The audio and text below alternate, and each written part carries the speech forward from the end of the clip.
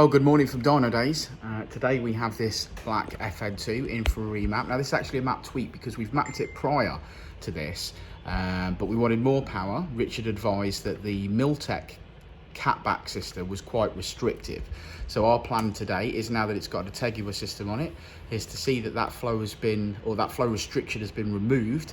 Richard will explain at the end exactly why, and see if we make some power. Now it's also had gone from a HKS induction kit to a hybrid racing one. So it sounds immense, but Richard, there he is. It's going to get some more power out of it. So last time it was here, it made 225. So we'll see what we make today.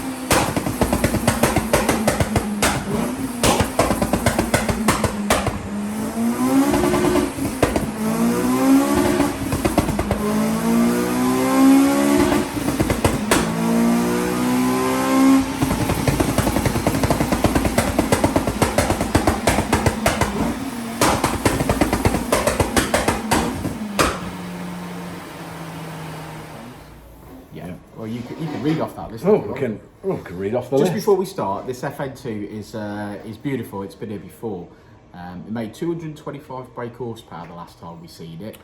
It did. It did. Yeah. So just before we go into it, Mark at MKEF Racing, if you're watching, you're going to be foaming at the gash now. Yeah. Because this, like that's what you're going to look like when you see the figures. Well, you're going to come in on Saturday and I'm going to go like, what's wrong with your lip? Because you've just been knocked off the top spot. Knocked off the top spot, Mark. Yeah. But here we go. Here we go. So anyway, this vehicle last time when it came in, some of these mods it already previously had and some of the mods it didn't. So it had a HKS induction kit previously. It had the K-Tune 72mm throttle body.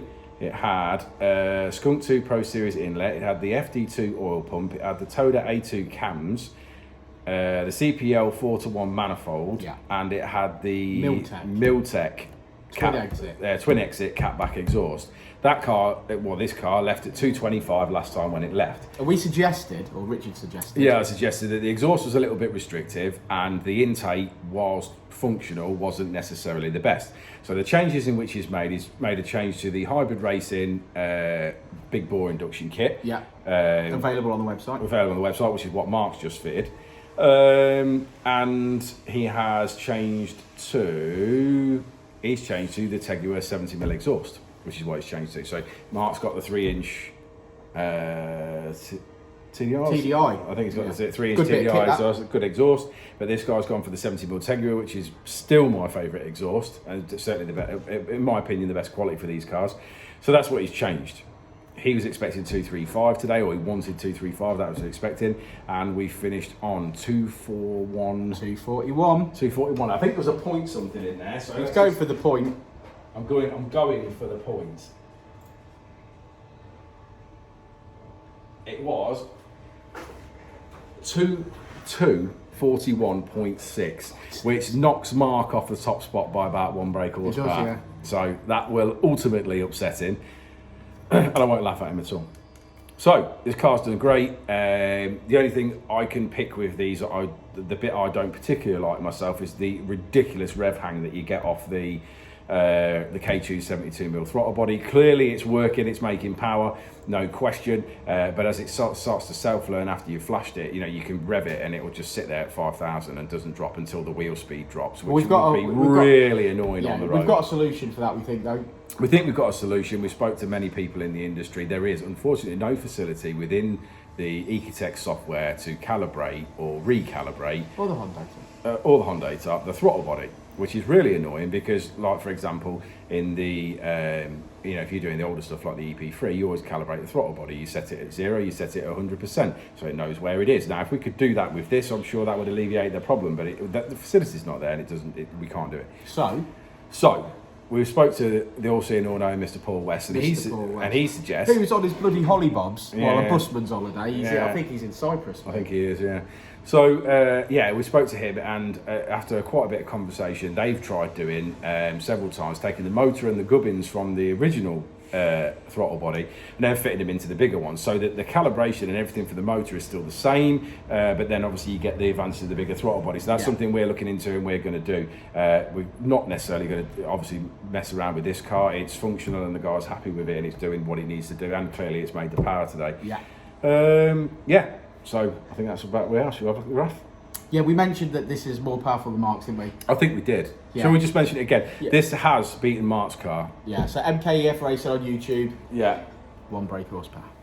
Okay, so as we always say, red line is as she came in, blue line is as she leaves. Red line was backed by us last time, but that was 225 brake horsepower. Rich suggested some modifications to be made, and that's exactly what's happened. Those modifications have been made, and we've made some more power, and we have finished today on 241.6 brake horsepower. Not to be sniffed at. What an amazing car. If you've got this far with the video, guys, thanks for sticking around. Like and subscribe and all that jazz. I've been Danny at Dynodaze. He's been Richard Ellis, because he always is. Always. And we'll see him on the next one, won't we, buddy? We will indeed. We will indeed. Before, and I'll say it again. Life was pretty fast.